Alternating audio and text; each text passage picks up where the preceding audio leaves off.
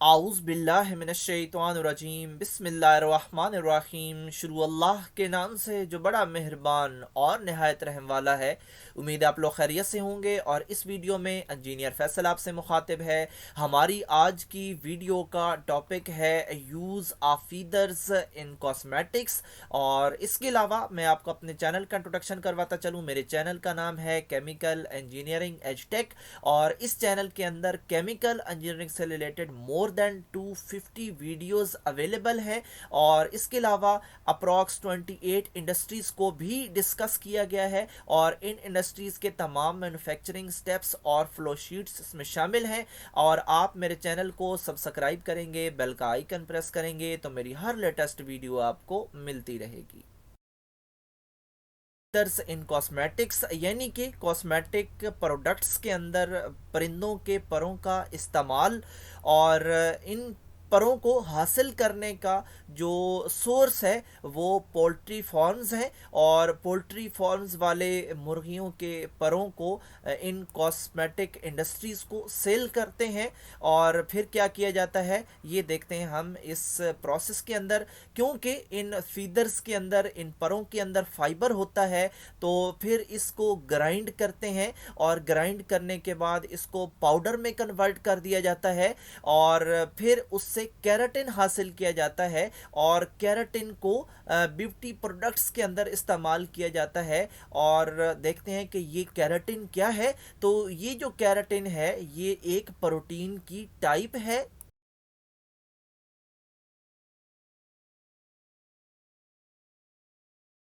Powder type keratin की hydrolysis की जाती है, और जो हाइड्रोलाइज्ड केराटिन होता है ये एक कॉमन इंग्रेडिएंट बन चुका है कॉस्मेटिक्स के अंदर। और इसकी अहमियत इस वजह से है क्योंकि ये स्किन के अंदर इलास्टिसिटी पैदा करता है, और इसके अलावा उसके अंदर मॉइस्चर पैदा करता है जिसको हम हाइड्रेशन कहते हैं। और इसी मॉइस्चराइजेशन प्रॉपर्टी की वजह से इनको शैम्पूज़ में और कंडीशनर्स में इस्तेमाल किया जाता है।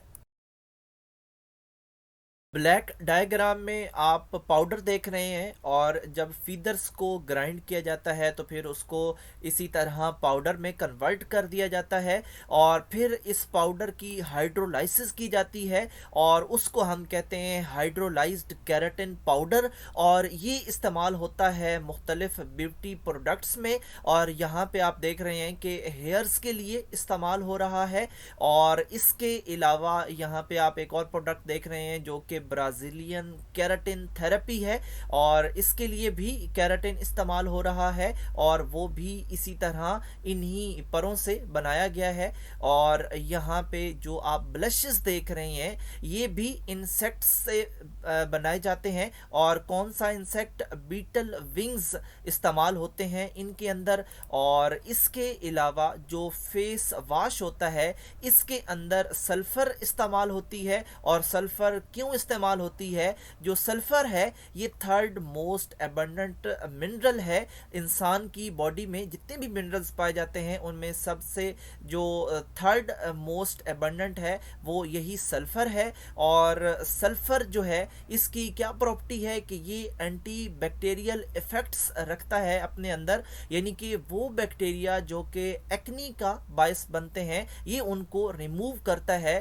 तो बताने का मकसद ये है कि जो ब्यूटी प्रोडक्ट्स होती हैं उनके अंदर कौन कौन सी चीज़ों का, कौन कौन से रॉ मटेरियल्स का इस्तेमाल किया जाता है। आईलाइनर्स जो कि दुनिया के मुख्तलिफ हिस्सों में ब्यूटी प्रोडक्ट्स के तौर पर इस्तेमाल होते हैं, इनके अंदर आम तौर पर ज़्यादा अमाउंट में लेड मेटल शामिल होती है, और इसके अलावा भी मेटल्स शामिल होती हैं। और आजकल की जो कॉस्मेटिक प्रोडक्ट्स हैं इनके अंदर जो हैवी मेटल्स इस्तेमाल हो रही हैं इनके अंदर आर्सेनिक है, मरकरी है, लेड है।